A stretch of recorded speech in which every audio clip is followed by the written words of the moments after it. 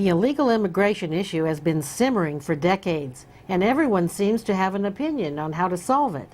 Lately, it's been heating to a boil. The problem of illegal immigration is fundamentally an economic problem. And if you do not find economic solutions, you are in fact going to be dealing with this problem as we're dealing with it today. You can build a fence all the way across the Mexican border with the United States and build it 100 feet high and have it go deeply into the soil and plant landmines around it. If we keep giving benefits to illegals and we keep giving jobs to people who cross that border illegally, their fence will be meaningless. Full disclosure videotaped a panel presentation by the Milken Institute entitled Illegal Immigration, How Should We Deal with It? We heard all the usual arguments. Former California Governor Gray Davis was very philosophical about the issue.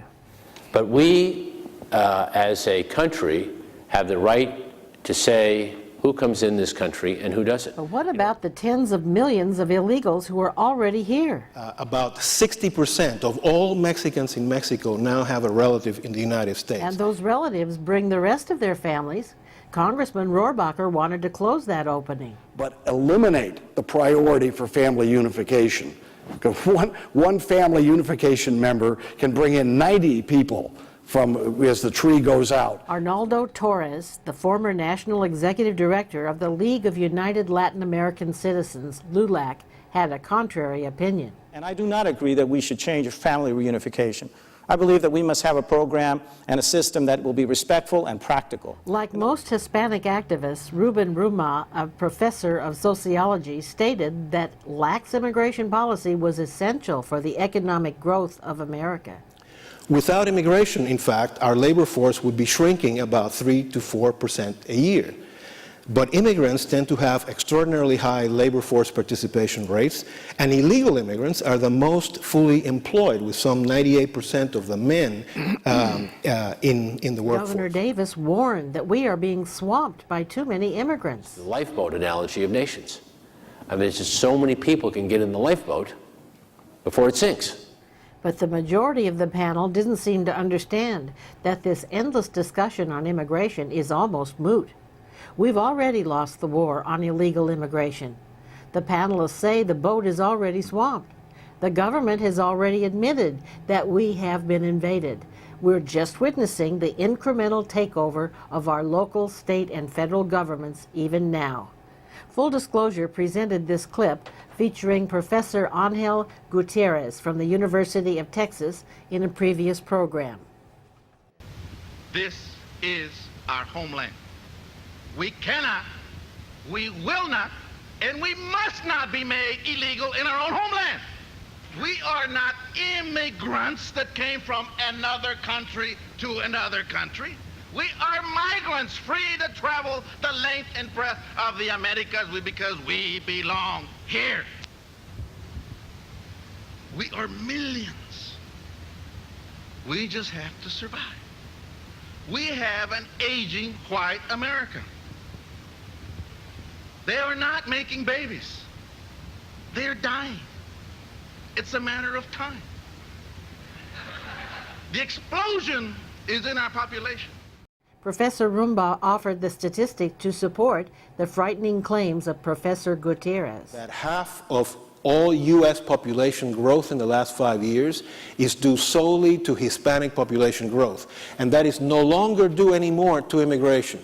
It is primarily due to fertility, to natural increase. Given that young age structure, the Hispanic population is going to account for the lion's share of total U.S. population growth, not just for the next 10 years, but for the next several decades, regardless of what you do about immigration. Although it's still an important issue, we don't need to be hysterical about the number of Hispanics sneaking across our borders.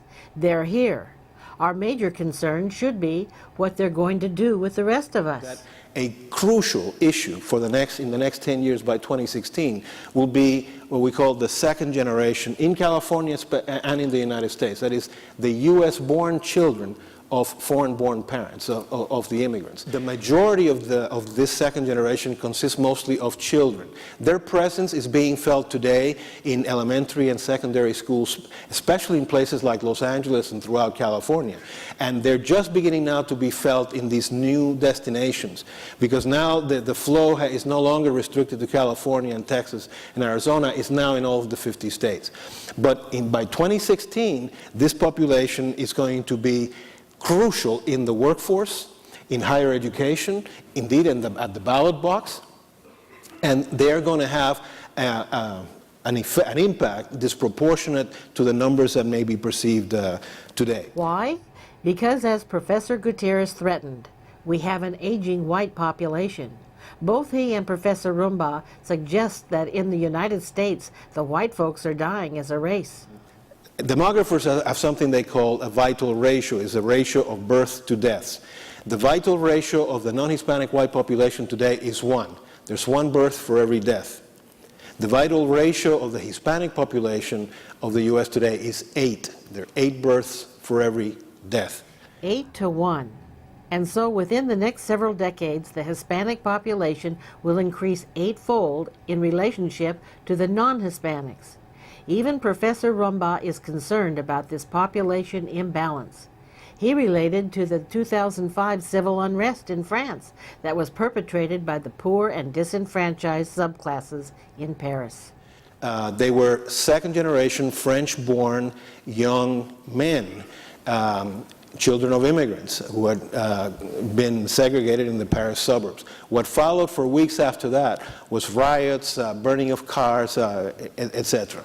And you may also remember in the same year that second-generation English-born Pakistanis in England were responsible for the bombing that took place in a bus and in the underground in London. And so this same kind of burgeoning underclass could pose a severe threat to the peace and security of the United States.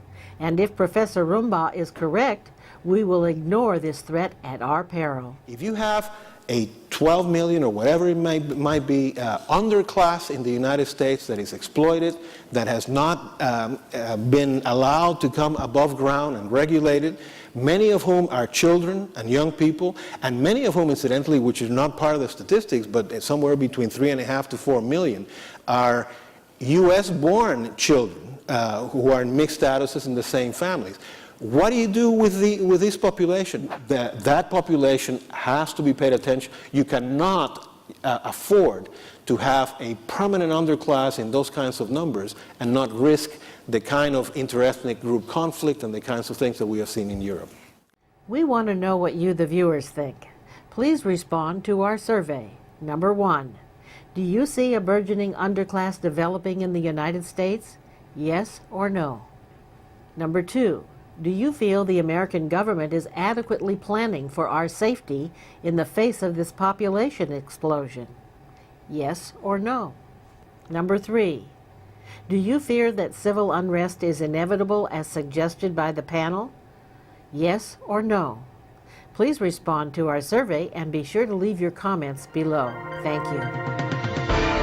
You can see Full Disclosure is not in the business of distorting the news. We're not in the business of trying to convince our viewers, only to inform them. We're a nonprofit educational organization. We provide the platform and the vehicle where you can hear the various perspectives. It's up to you, the viewers, to determine what is right and what is wrong. If you want Full Disclosure to continue to shine the light of truth on important issues that the mainstream media just won't do, then we need your support. There are so many important issues facing our communities, our state, and our nation, and your tax-deductible contribution can help us get the word out to continue informing the public. You are invited to join the Friends of Full Disclosure. Your support will help assure that we can reach more and more people and improve the production quality of our programs. All you have to do is send us the much-needed support using PayPal. Just click on the link below and join at whatever level you can afford. Our goal is government accountability. When the people are informed on the issues, then the people in government must do what is right, because they know we're watching. Together we can make a difference. but we need your support to continue bringing you the news behind the news. Please contribute what you can. Thank you.